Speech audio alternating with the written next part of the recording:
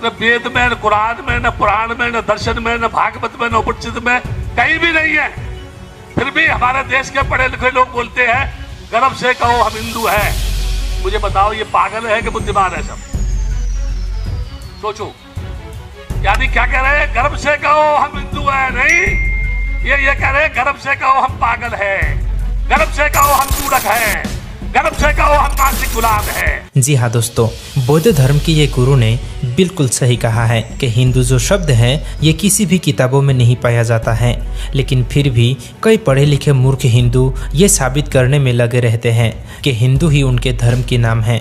तो दोस्तों आज हम यही साबित करेंगे कि हिंदू शब्द वाकई किसी धर्म के नाम है या नहीं, और देखेंगे कि ये पढ़े लिखे मूर्ख ने जो अक्सर ये कहकर चिल्लाते रहते हैं कि गर्व से कहो हम हिंदू हैं, ये चिल्लाने वाले वाकई हिंदू हैं या पागल हैं। दोस्तों पहले तो आप ये जान लें कि हिंदू धर्म के नाम असल में क्या है ये कोई भी किसी भी किताब से साबित करके नहीं दिखा सकते।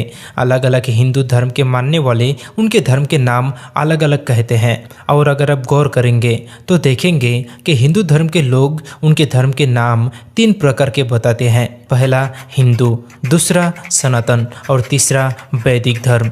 दोस्तों हम देखेंगे असल में इन तीनों में से उनके धर्म के नाम कौन सा है, और ये साबित करने के लिए हमें हज़ारों इतिहास की किताब पढ़ने की ज़रूरत नहीं है, क्योंकि हमारे पहले बड़े बड़े स्कॉलर और महान इंसानों ने उन हज़ारों किताबों को पढ़कर ये ऑलरेडी साबित कर चुका है और उनके मूल सिद्धांत को अपनी किताब में लिख रखा है।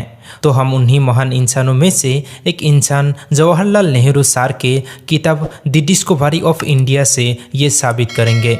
अगर आप पढ़ेंगे द डिस्कवरी ऑफ इंडिया किताब का अध्याय नंबर 4 के 3 number topic what is Hinduism को, जहां पहले हिंदू शब्द के बारे में कहा गया है कि the word Hindu does not occur at all in our ancient literature. The first reference to it in an Indian book is in a tantric work of the 8th century, where Hindu means a people and not the followers of particular religion. दोस्तों मतलब हिंदू हमारे प्राचीन साहित्य में बिल्कुल भी नहीं आता है। इस शब्द को सबसे पहली बार पाया जाता है 8वीं शताब्दी में भारत के ही एक तांत्रिक कार्यों में, जहाँ हिंदू का अर्थ लोग यानी इंसानों को समझाता है, ना कि किसी विशेष धर्म को।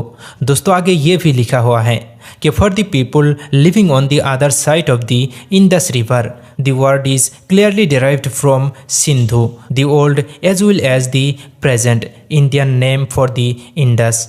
मतलब ये हिंदू शब्द इस्तेमाल किया जाता था उन लोगों को समझाने के लिए जो इंडस नदी के दोनों तरफ रहते थे। तो स्पष्ट रूप से हिंदू शब्द सिंधु से लिया गया है, क्योंकि आजकल जिस नदी को इंडस कहा जाता है उसे पहले सिंधु कहा जाता था। तो दोस्तों मतलब हिंदू इनके धर्म के नाम नहीं है। हिंदू इंडस नदी के किनारे पर रहने वाले लोगों को कहा जाता है, और उस जगह पर रहने वाले लोग किसी भी धर्म का हो सकता है। तो अब आइए देखते हैं दूसरा शब्द सनातन की असलियत को। दोस्तों अगर आप देखेंगे नेहरू जी का इसी टॉपिक को, जहां नीचे लिखा हुआ है कि सनातन धर्म meaning the ancient religion could be applied to any of the ancient Indian faiths including Buddhism and Jainism। मतलब सनातन धर्म जिसका अर्थ है प्राचीन यानी बहुत पुराना धर्म, और किसी भी पुरानी भारतीय धर्म को ही सनातन कहा जा सकता है, जैसे बौद्ध धर्म और जैन धर्म को भी सनातन धर्म कहा जा सकता है। यस दोस्तों यही सच है, सनातन भी उनके धर्म के नाम नहीं है। दोस्तों इसके ऊपर एक हिसाब से देखा जाए तो हम मुस्लिम सबसे ज़्यादा सनातनी हैं, क्योंकि इस्लाम तो विश्व का सबसे पुराना धर्म है, क्योंकि आदम और हवा अलैहिस्सलाम दुनिया का सबसे पहला आदमी और औरत थे जो मुस्लिम थे, और सनातन का अर्थ है प्राचीन धर्म। तो एक हिसाब से कह सकते हैं कि हम मुस्लिम सबसे ज़्यादा सनातनी हैं। दोस्तों आइए अब जानते हैं तीसरा शब्द वैदिक धर्म के बारे में। नेहरू जी ने अपनी किताब की इसी टॉपिक पर वैदिक धर्म के बारे में भी कहा है कि all those who acknowledged the general authority of the Vedas could be said to belong the Vedic dharma. मतलब वे सभी लोग वैदिक धर्म के अंदर आते हैं जिन्होंने वेदों के सामान्य अधिकार को भी स्वीकार किया। तो दोस्तों वैदिक धर्म असल में हिंदू धर्म का नाम हो सकता है क्योंकि वे वेद की कानूनों को सबसे ज़्यादा अपनाया है।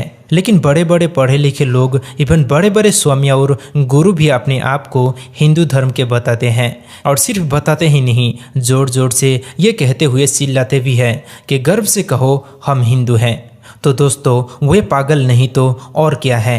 दोस्तों जिस धर्म के असल नाम ही किसी को नहीं पता और ना जिस धर्म के नाम लिखा हुआ है उस धर्म की किसी भी किताबों में, हालांकि उस धर्म की हजारों किताबें मौजूद हैं, वो आखिर कैसा धर्म हो सकता है। लेकिन अगर आप देखेंगे इसी विश्व के एकमात्र मालिक अल्लाह ताला की एकमात्र धर्म इस्लाम की मूल ग्रंथ अल कुरान को, जहाँ इस्लाम शब्द 1-2 बार नहीं बल्कि 10 बार मौजूद है, जो आप देख सकते हैं अल कुरान की सूरा नंबर 2 आयत नंबर 208, सूरा नंबर 3 आयत नंबर 19, सूरा नंबर 3 आयत नंबर 85, सूरा नंबर 5 आयत नंबर 3, सूरा नंबर 6 आयत नंबर 125, सूरा नंबर 9 आयत नंबर 74, सूरा नंबर 39 आयत नंबर 22, सूरा नंबर 49 आयत नंबर 17 जहाँ 2 बार मौजूद है और सूरा नंबर 61 आयत नंबर 7। तो दोस्तों अल्लाह ताला का लाख लाख शुक्रिया है कि वो हमें इस्लाम में रखा है। अल्हम्दुलिल्लाह।